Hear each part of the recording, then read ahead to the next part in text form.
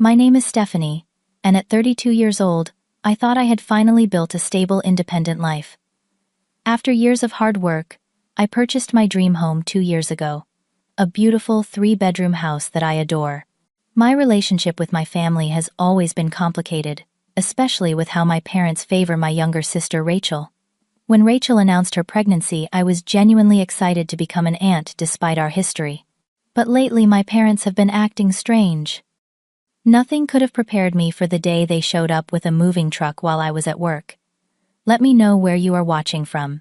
Hit that like button and subscribe to hear how this shocking betrayal unfolded. To understand the magnitude of what happened, you need to know a bit about my background. I worked relentlessly through college, often juggling 2 jobs while maintaining a full course load in computer science.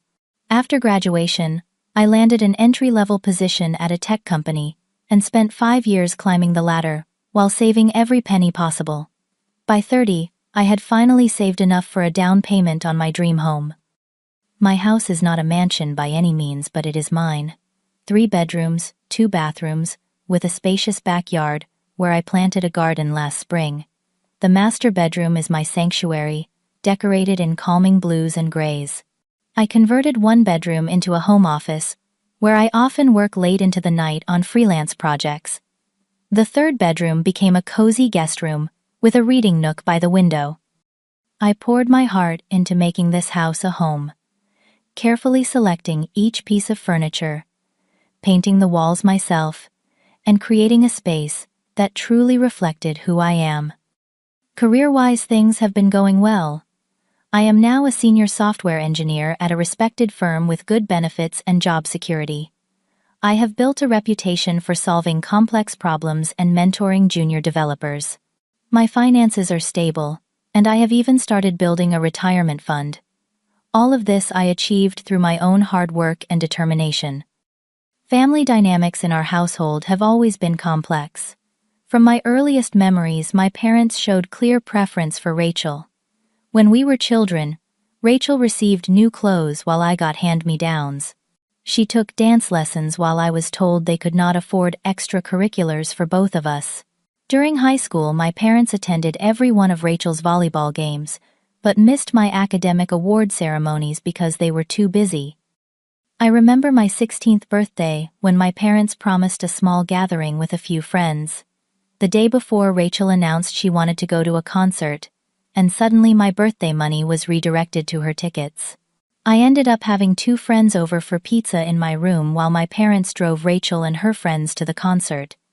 When I expressed disappointment, my mother said, "Your sister is more social. You understand, right?" Another revealing incident occurred during my college application process. I was accepted to several universities, including one prestigious program with a partial scholarship. My parents discouraged me from attending, saying it was too expensive and too far from home. 6 months later, when Rachel was applying to colleges, they took out a second mortgage to fund her education at an expensive private university, because, as my father put it, this is a once-in-a-lifetime opportunity. Despite these painful memories, I worked hard to maintain a relationship with my family. As adults, Rachel and I developed a cordial relationship, though never as close as I wished.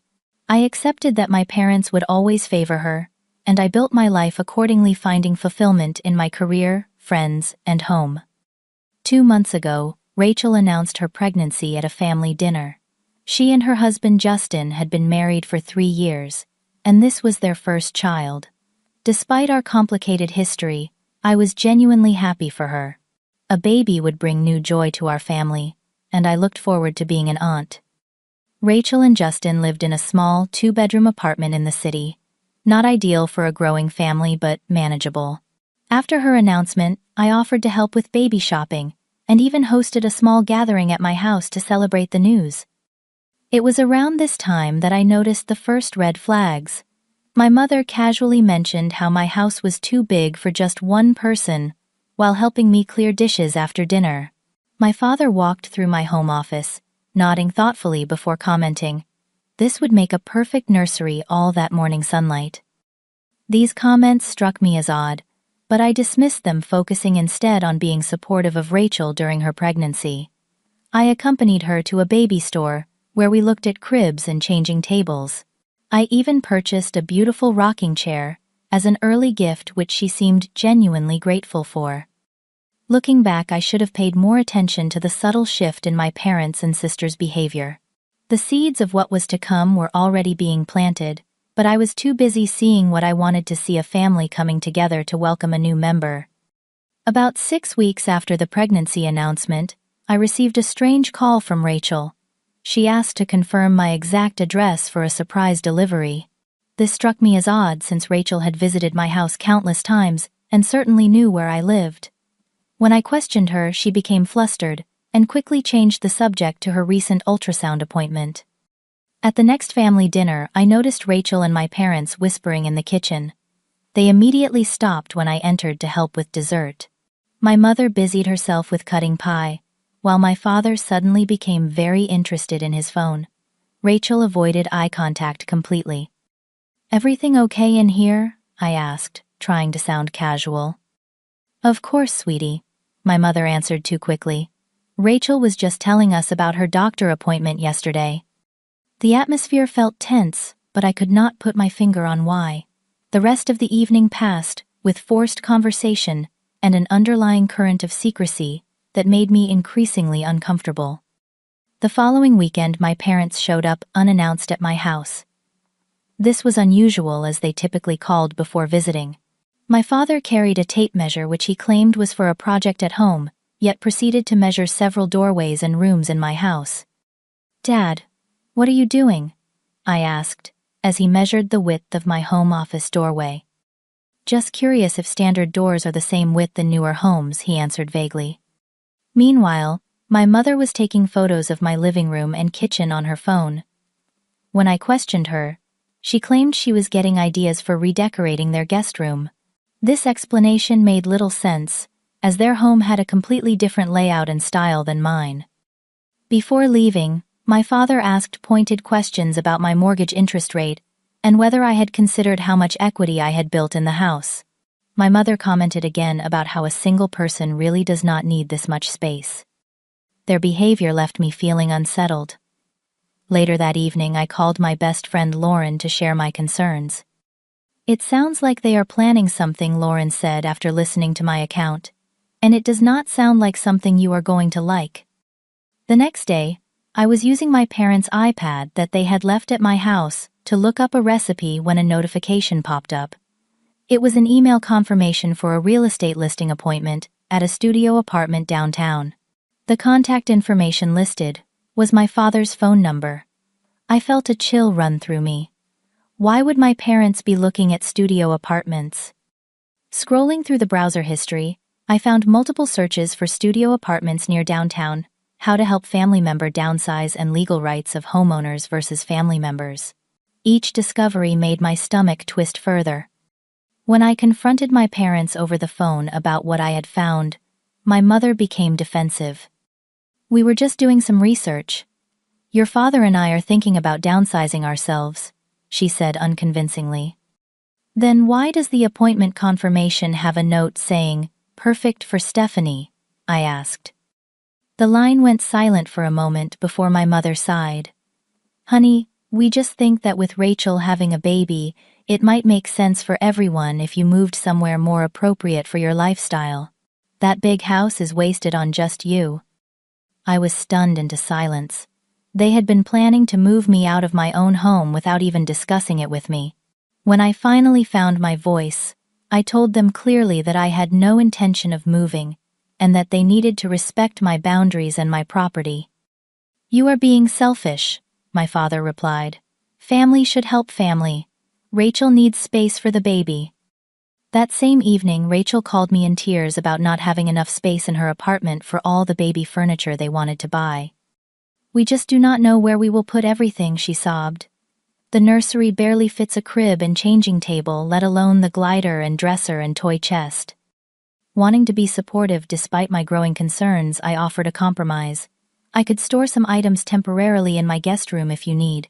But Rachel, I need you to understand, that is a temporary solution." "That is so sweet of you," Rachel responded suddenly, sounding much cheerier. We will figure out the details later.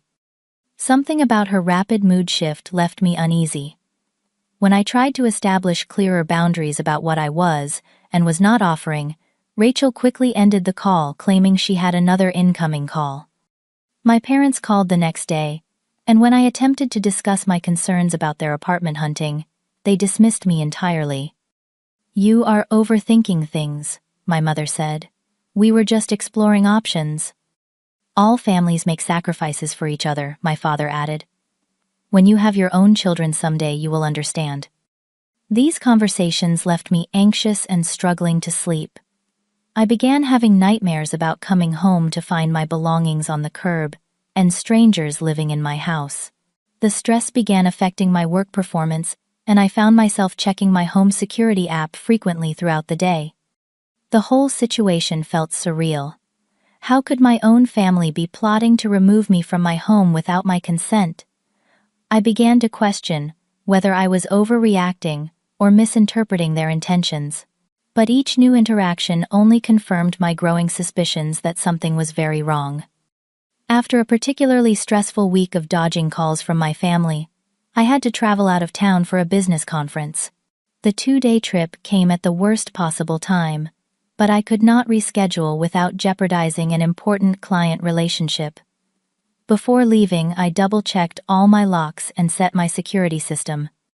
When I returned Sunday evening, I was horrified to find a stack of flattened moving boxes leaning against my front porch, with a note from my mother. "Thought these might be helpful. Love, Mom." I immediately called my parents, hands shaking with anger.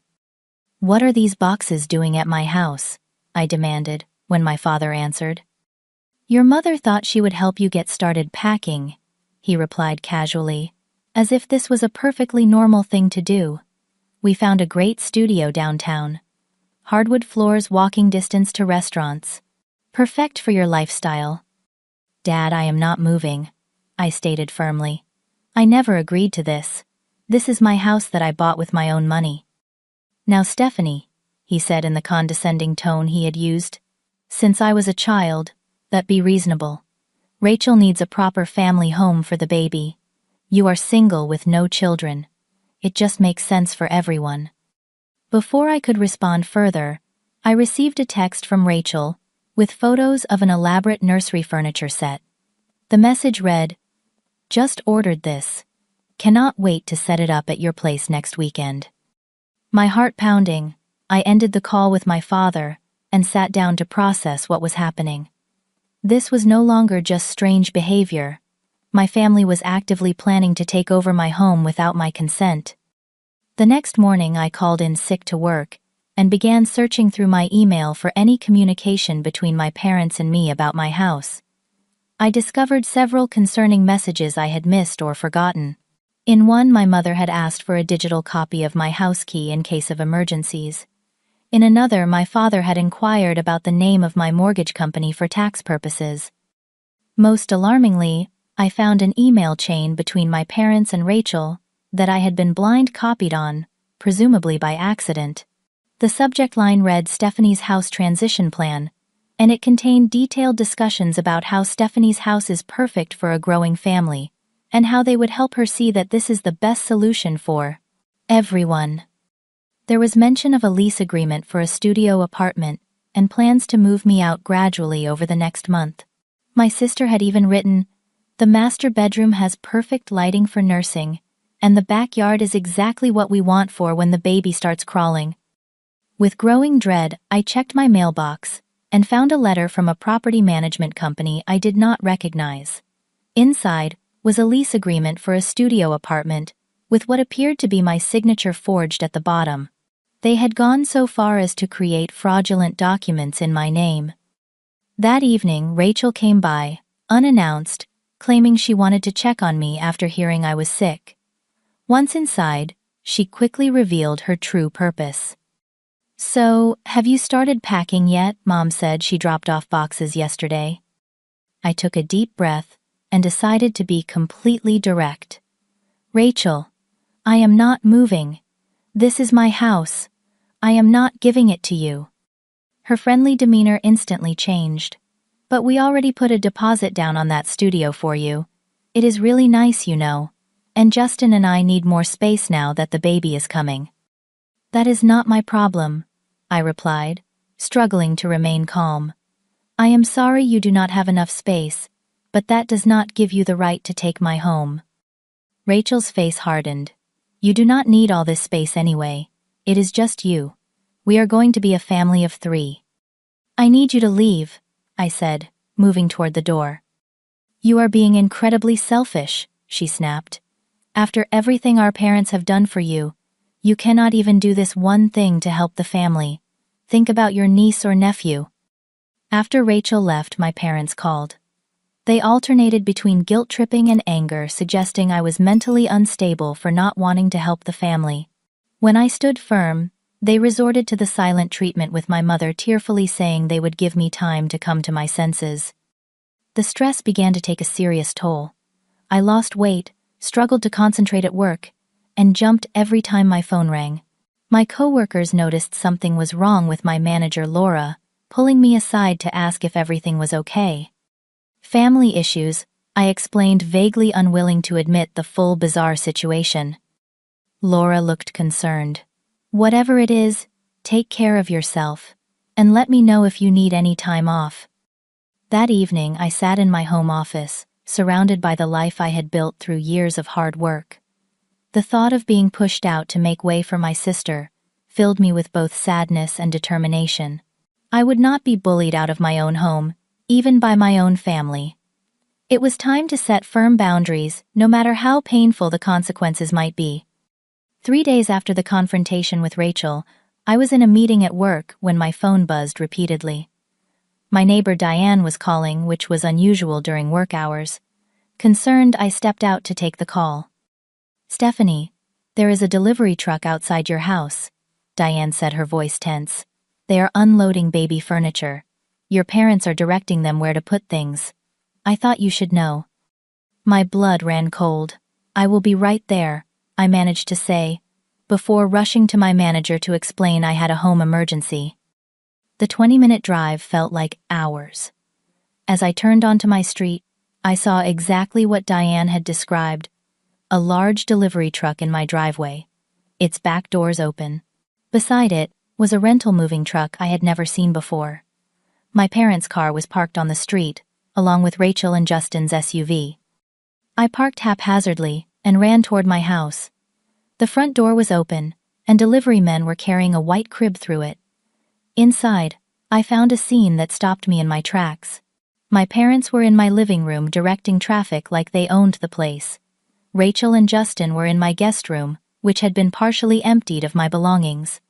Justin was applying blue paint to one wall. What is going on here? I demanded, my voice shaking. My mother turned, her face lighting up as if this was a happy surprise. Stephanie, you are home early. Surprise. We are helping you move this weekend. Is not that wonderful? The studio is all ready for you, my father added. We packed most of your essentials already. The moving truck is nearly loaded. I pushed past them to look in my garage. Sure enough, it was filled with boxes labeled with my belongings. They had been packing my things while I was at work. How did you get in? I asked, my voice barely above a whisper. We had a key made from that copy you gave us for emergencies, my mother explained casually. We have been getting things ready all week while you were at work. I returned to the guest room, where Rachel was arranging stuffed animals on a shelf that had previously held my books. My books were nowhere to be seen. Where are my things? I asked. We packed your important stuff, Rachel replied. Some of the decorative items we donated since the studio is much smaller. But do not worry, we kept all the family photos and sentimental things. I stood frozen as I processed her words. They had been in my house without permission, touching my belongings, making decisions about what to keep and what to discard. The violation felt physical, like a blow to my stomach. Justin looked up from his painting, seeming to notice my distress for the first time. The nursery is going to look great. We really appreciate you doing this for us, Stephanie. I never agreed to this, I said, finding my voice at last. I never said you could have my house. My father entered the room, his expression stern. Now, Stephanie, we have discussed this. This is what is best for the family. Rachel needs a proper home for the baby. I did not agree to anything. I shouted, my composure finally breaking. This is my house. You cannot just decide to take it.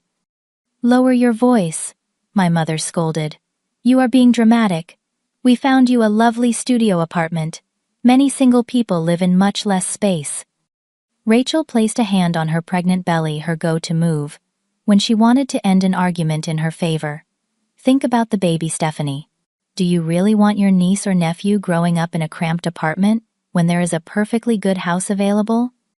This house is available because I bought it, I replied. With my money, that I earned.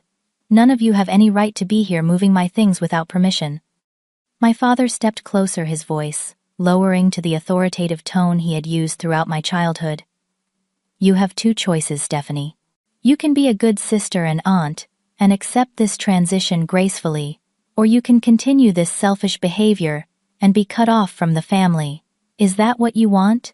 To never see your niece or nephew? The ultimatum hung in the air. A delivery man awkwardly sidled past us, carrying what looked like parts of a changing table. In my bedroom, I could hear my mother opening and closing drawers. The room began to spin slightly as the magnitude of the betrayal hit me. My own family had conspired behind my back, entered my home without permission, packed and discarded my belongings, and now were threatening to cut me off if I did not surrender everything I had worked for. I felt my chest tighten and my breathing become shallow. Recognizing the beginning of a panic attack, I steadied myself against the wall. Rachel watched with what looked like irritation rather than concern. Are you seriously going to make this about you right now? She asked. I am 7 months pregnant. This stress is not good for the baby. Something in me snapped at that moment.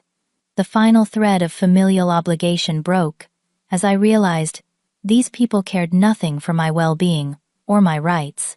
They saw me only as a resource to be used for Rachel's benefit. I walked into my bedroom to find my mother sorting through my jewelry box. Scattered across my bed were photos, keepsakes, and personal mementos she had deemed worthy of keeping. The rest of my possessions were either in boxes or apparently discarded. This was the final straw. No more reasoning, no more pleading, no more hoping they would see my side. It was time to take action. With shaking hands, I took out my phone and dialed 911. What are you doing? My mother asked her, eyes widening as she realized who I was calling. I need to report people in my home without permission removing my property, I told the dispatcher, my voice surprisingly steady. I gave my address and confirmed I was the homeowner. The police. Really, Stephanie, my father scoffed. Do not be ridiculous. I ignored him and continued speaking with the dispatcher, who assured me officers would arrive shortly. After ending the call, I turned to face my family. You all need to stop what you are doing right now, I stated firmly. You are trespassing in my home and attempting to remove my property without consent. That is illegal. We are your family, my mother exclaimed, her voice rising in pitch. Family helps each other. Family does not steal from each other, I countered. Family does not forge signatures on lease agreements or make copies of keys without permission. Rachel began to cry, her hands cradling her belly. I cannot believe you would do this to me in my condition. Do you want me to lose the baby from stress? Even in my anger, I recognized the manipulation tactic for what it was. Rachel had used her fragile state to get her way since childhood, long before she was actually pregnant. The delivery men need to take all the baby furniture back, I said calmly. And everyone needs to stop packing my things immediately. Justin, looking increasingly uncomfortable, put down his paint roller. Maybe we should go, he muttered to Rachel, who shot him a venomous look. We are not going anywhere, she snapped. This is going to be our house. Stephanie is just having one of her selfish moments. My father puffed up his chest. The police will side with us when they understand the situation. A pregnant woman needs a proper home, more than a single woman needs excess space. Despite his confident words, I noticed he was nervously checking his watch. My mother had begun hurriedly replacing items from my jewelry box, as if erasing evidence of their invasion. 15 minutes later, 2 police officers arrived. Officer Garcia and Officer Patterson introduced themselves and asked everyone to gather in the living room. The delivery men, sensing the tension, had retreated to their truck to wait. "Can you explain what is happening here?" Officer Garcia asked me. Taking a deep breath, I explained the situation as clearly and factually as possible. I showed them my deed to the house, explained that I had never given permission for anyone to move my belongings or bring in baby furniture, and that my signature had been forged on a lease agreement for an apartment I had never seen. My parents immediately jumped in, talking over each other in an attempt to paint me as mentally unstable and ungrateful. "Our daughter is having some emotional problems," my father explained confidentially to Officer Patterson. "She agreed to this arrangement weeks ago, and now is changing her mind. We are just trying to help everyone in the family." "She has always been jealous of her sister," my mother added. "This is just another attempt to hurt Rachel during her pregnancy." Rachel, right on cue, began sobbing dramatically. "I do not understand why she hates me and the baby so much," she wailed. "We just need a safe place for our child." Officer Garcia remained impassive as she turned to me. "Do you have documentation showing you are the legal owner of this property?" I retrieved my deed and mortgage statements from my home office, along with identification, proving I was the person named on those documents.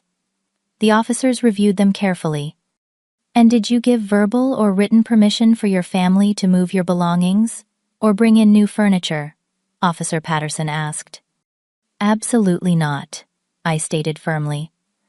"I have repeatedly told them I have no intention of giving up my home. They entered without my knowledge while I was at work, using a key they made without my permission." The officers conferred briefly before addressing the room. Officer Garcia spoke first. "Based on the documentation and statements, Miss Williams is the legal owner of this property. Without her explicit permission, removing her belongings or making alterations to the property constitutes trespassing and potentially theft." "But we are her parents," my mother protested. "That does not grant you legal rights to the property," Officer Patterson explained patiently. "As the homeowner, Miss Williams has the right to decide who can enter her home and under what circumstances." My father attempted to argue further, but the officers remained firm. They informed my family that they needed to leave the premises, immediately return any keys they had made, and cease attempts to remove my property. The baby furniture would need to be returned to the delivery company, and any of my belongings already loaded onto the moving truck would need to be brought back inside. Rachel made one last dramatic appeal, clutching her belly and claiming the stress might send her into early labor. Officer Garcia, unimpressed, offered to call an ambulance if Rachel felt she needed medical attention. "That will not be necessary," Rachel muttered suddenly, recovering from her distress. Under the officer's supervision, my parents Rachel and Justin gathered their personal items. The delivery men were instructed to take the baby furniture back. My father was forced to unlock the moving truck, revealing boxes of my belongings that would need to be returned to the house. As they prepared to leave, my mother approached me, tears streaming down her face. "I cannot believe you would do this to your own family," she whispered. "What will people think when they hear you called the police on your pregnant sister?" "I did not call the police on Rachel," I replied calmly. "I called them on people who were trying to steal my home and belongings. If you are concerned about how this looks, perhaps you should have considered that before breaking into my house." The officers remained until my family had left and the delivery truck had departed. They advised me to change my locks immediately and document any further attempts by my family to enter my property without permission. They also suggested I might want to consider a restraining order if the harassment continued. After everyone had gone, I stood in my partially disassembled home, surrounded by boxes and the faint smell of wet paint in my guest room. The silence was deafening after the chaos of the day.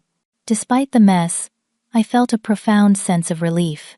I had stood up for myself. I had protected what was mine. That evening, my neighbor Diane came by with a homemade lasagna and a bottle of wine. "Thought you might not feel like cooking," she said kindly. "And I figured you could use a friend right now."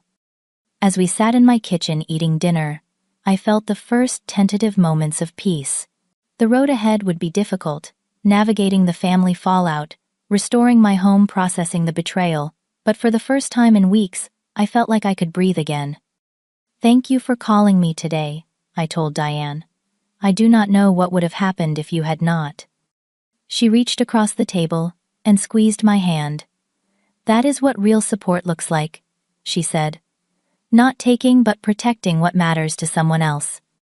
That night, after installing new locks on all my doors, I slept in my own bed, in my own home, secure in the knowledge that I had finally established boundaries that even my family could not cross. The day after the police intervention, the texts and calls began flooding in. My parents alternated between angry tirades and tearful pleas. Rachel sent long guilt-inducing messages about how I had ruined everything for her baby. Extended family members who had heard a carefully edited version of events called to express their shock at my cruelty. I let most calls go to voicemail, needing time to process my emotions before engaging. The few texts I did respond to were brief and factual. I did not call the police on Rachel. I called them because people were removing my belongings from my home without permission.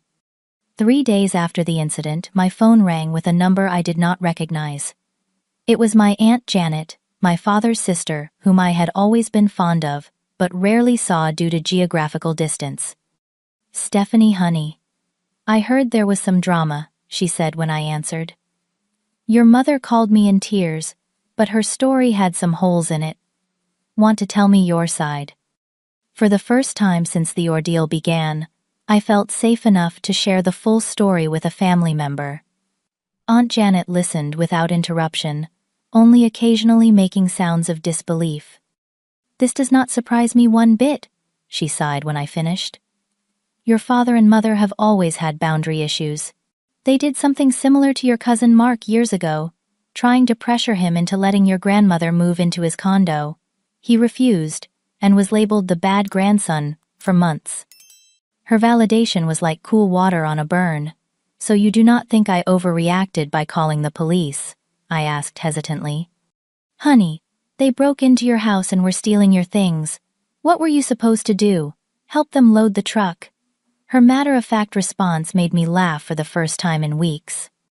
Before ending the call, Aunt Janet promised to try to talk some sense into my parents, though she was not optimistic about changing their perspective. They believe they are entitled to control their children's lives no matter how old you get. This was never about Rachel needing a bigger place. This was about them asserting control over you. Her words stayed with me as I scheduled an appointment with a therapist specializing in family dynamics. During our first session, Dr. Bennett helped me understand that my feelings of guilt were a programmed response to setting healthy boundaries. "Your family trained you to put their needs above your own," she explained. "When you assert your legitimate rights, they respond with escalating pressure to force you back into compliance. This is not healthy or normal family behavior." Over the next few weeks, I worked with Dr. Bennett to process my complex emotions and establish strategies for maintaining boundaries. Meanwhile, the situation with my family continued to evolve in unexpected ways. 2 weeks after the incident, my parents showed up at my workplace unannounced. They approached the reception desk, asking to see me, claiming it was a family emergency. Fortunately, my manager Laura intercepted them before they could cause a scene. "Your daughter is in meetings all day," she informed them smoothly, despite knowing I was at my desk. "I would be happy to have her call you when she is available." When they refused to leave, Laura had security escort them from the building. She came to my desk afterward, concern evident in her expression. "Are you having serious family problems?" she asked gently, because that did not look like normal parent behavior to me. I briefly explained the situation, embarrassed but grateful for her support. "Take whatever time you need to sort this out," she said firmly, "and let me know if you need help with a restraining order. My sister is a lawyer who specializes in family issues." Taking Laura up on her offer, I consulted with her sister Jennifer, who helped me draft a cease and desist letter to my parents. The letter formally requested they stop entering my property, attempting to remove my belongings or contacting my workplace. Jennifer warned me that such letters often do not deter determined family members, but it would establish a paper trail if I needed legal protection in the future. The letter had an unexpected effect. Rather than deterring my parents, it seemed to shock them into realizing the seriousness of the situation. 3 days after they received it, my father called with a different tone than before. "We may have overstepped," he admitted grudgingly. "We were only trying to help Rachel, but perhaps we should have discussed it with you more thoroughly." It was not exactly an apology, but it was the closest thing to acknowledgement of wrongdoing I had received. I responded carefully, explaining that overstepped was a significant understatement for what they had done, and that rebuilding trust would require them to respect my clearly stated boundaries. The conversation ended without resolution, but it felt like a tiny step toward a new kind of relationship, one where I held firm to my boundaries, and they began to recognize them as legitimate. A few days later, I received a surprising text from Justin, Rachel's husband. He asked if we could meet for coffee, without Rachel or my parents knowing. Curious and cautious, I agreed to meet at a cafe far from where any family members might spot us. Justin looked exhausted when he arrived, with dark circles under his eyes and a nervous energy about him. After ordering drinks, he got straight to the point. "I want to apologize for my part in what happened," he said, staring into his coffee. "I never felt right about the plan, but Rachel and your parents were so convinced it was the only solution that I went along with it. Watching you come home and find us in your house that day, I have never felt more ashamed." His sincerity took me by surprise. "Why are you telling me this now?" I asked. He ran a hand through his hair. "Because I realized I do not want to raise our child in an environment where boundaries mean nothing and taking what is not yours is justified as family helping family. That is not the kind of values I want to teach." Justin explained that since the incident, Rachel and my parents had been obsessively searching for other houses, rejecting perfectly good options because they were not as nice as my home. The entitlement in their attitude had forced him to see the situation from a different perspective. "I am trying to talk sense into Rachel," he said. "She is still angry and hurt, but I think once the baby comes, her focus will shift. At least I hope so." Our conversation gave me a glimmer of hope that at least one person in my family circle understood the importance of boundaries and respect. Before leaving, Justin asked if I would be willing to meet with Rachel once things had calmed down. I agreed to consider it, recognizing that my relationship with my future niece or nephew was worth attempting reconciliation, even if it had to be on new terms. 2 weeks later, I received a text from Rachel asking if we could talk. We met at a neutral location, a park with plenty of benches, where we could have privacy without being in either of our homes. Rachel was now nearly 8 months pregnant, and despite my lingering anger, I felt a pang, seeing her struggle to lower herself onto the bench. The conversation was difficult.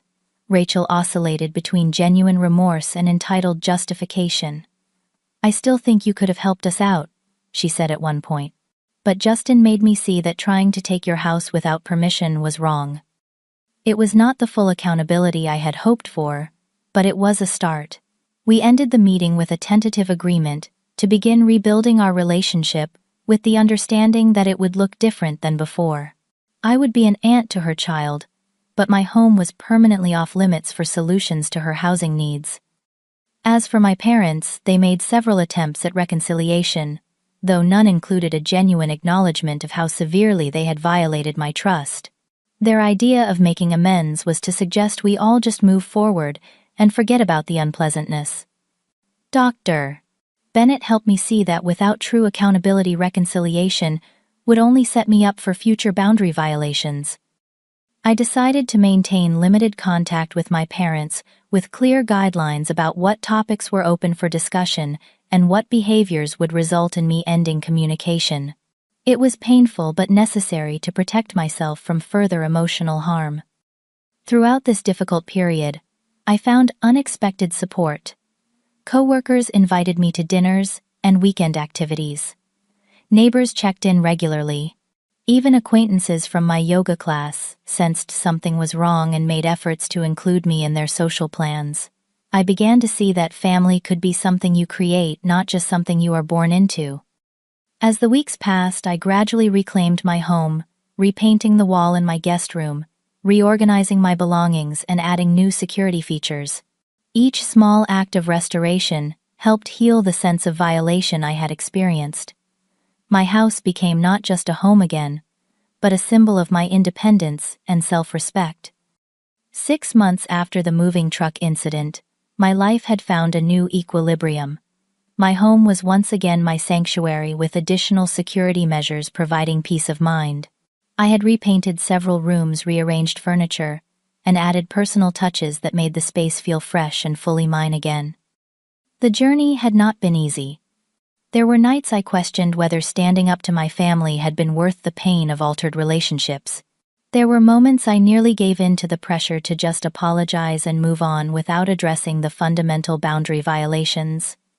But with each passing week, my resolve strengthened, and my sense of self-worth grew.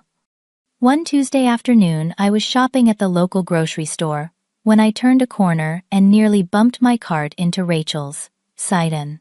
She had her newborn daughter Emma in a carrier against her chest. We both froze for a moment, surprised by the unexpected encounter. "Hi," I said, finally breaking the silence. "Hi," she replied, adjusting the baby's tiny hat. This is Emma. She is 3 weeks old." Despite everything that had happened, I felt a surge of emotion looking at my niece's tiny face. "She is beautiful," I said sincerely. Rachel hesitated, then asked, "Would you like to hold her?" I carefully took the sleeping infant, marveling at her perfect features and the weight of her in my arms. In that moment, I knew I wanted a relationship with this child, even if it meant finding a way forward with Rachel. "We found a house," Rachel said as I handed Emma back. "It is not as nice as yours, but it has 3 bedrooms and a small yard. We moved in last week." I nodded, genuinely glad they had found a suitable place. "That is great. I am happy for you." Before parting, we exchanged tentative smiles and agreed to text about a potential visit soon. It was a small step, but an important one, in rebuilding a relationship on new, healthier terms. My relationship with my parents remained more complicated. They still struggled to understand or respect my boundaries, often testing them in subtle ways. During our limited interactions, they would make comments like, "When are you going to get over that silly moving incident?" or, "You always were too sensitive about your things." Dr. Bennett helped me develop strategies for these situations, including direct responses like, "It was not a silly incident. It was a serious violation of my home and trust," and knowing when to end conversations that became manipulative. Over time, I noticed small signs of progress. My father stopped offering unsolicited advice about my house. My mother occasionally caught herself before making entitled comments about my space or possessions. They were learning, albeit slowly, that my boundaries were non-negotiable. Through therapy, I gained valuable insights about myself and my family dynamics. I recognized how their treatment had led me to doubt my own perceptions and needs, a pattern Dr. Bennett identified as gaslighting. I learned that setting boundaries was not selfish, but essential for healthy relationships. Most importantly, I discovered that standing up for myself did not make me a bad daughter or sister, it made me a healthy adult.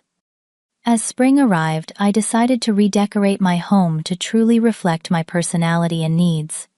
I converted the guest room that had nearly become a nursery into a creative space for my photography hobby. I planted new flowers in the garden and built a small meditation area under the shade of an oak tree. Each change reinforced that this was my space created according to my vision. Through a support group for adult children of controlling parents, I found community with others who understood my experiences. The validation and shared wisdom helped me feel less alone in my journey. Many group members had similar stories of family members who felt entitled to their homes, money, or time, and learning how they had established healthy boundaries gave me practical tools for my own situation. Slowly, I began dating again, something I had put on hold during the family crisis. I met Michael, a kind and thoughtful engineer, who demonstrated respect for my space and boundaries from our first date. When I eventually shared the story of my family's behavior, his shocked reaction helped confirm that my experience had indeed been extreme and inappropriate. In a healthy family, no one would ever think they had the right to take your home, he said simply. That is not love, that is control. 8 months after the incident, I received an invitation to Emma's christening. After careful consideration and consultation with Dr. Bennett, I decided to attend. The event would be my first time seeing my entire family in one setting since the confrontation. The day was tense but manageable. Extended family members who had initially judged me harshly had heard more balanced versions of events over time, and several approached with subtle support. Aunt Janet stayed by my side throughout much of the ceremony, a silent ally in potentially difficult moments. Rachel made an effort to include me, asking me to take photos since she knew about my photography hobby. It was a small gesture of recognition and respect that meant more than she probably realized. As I watched Emma in her christening gown, I reflected on what kind of aunt I wanted to be. Someone who showed her the importance of self-respect and healthy boundaries, who demonstrated that love does not require self-sacrifice or submission. I hoped that by maintaining my boundaries with Rachel and my parents, I might help break a cycle that could otherwise continue into the next generation. In the years since that terrible day when I came home to find my family attempting to take over my house, I had learned profound lessons about family love and self-worth. I learned that true love includes respect for boundaries and autonomy. I discovered that family relationships should be based on mutual respect, not obligation or control. Most importantly, I realized that building the life you want sometimes means protecting it from the people who claim to love you, but try to mold you to their expectations. Today, my home remains my sanctuary, earned through hard work and protected through courage. My relationships with family continue to evolve with new boundaries, creating safer, healthier connections. And I have found a sense of peace I never knew was possible when I finally gave myself permission to define what family means on my own terms. What would you have done in my situation? Have you ever had to set difficult boundaries with family members who felt entitled to your space or possessions? Share your thoughts in the comments below. If this story resonated with you, please hit the like button and subscribe to hear more real-life experiences. Remember that establishing healthy boundaries is not selfish. It is an act of self-respect that ultimately creates the foundation for genuine relationships. Thank you for listening to my story, and I hope it helps anyone facing similar challenges to find the courage to stand up for themselves.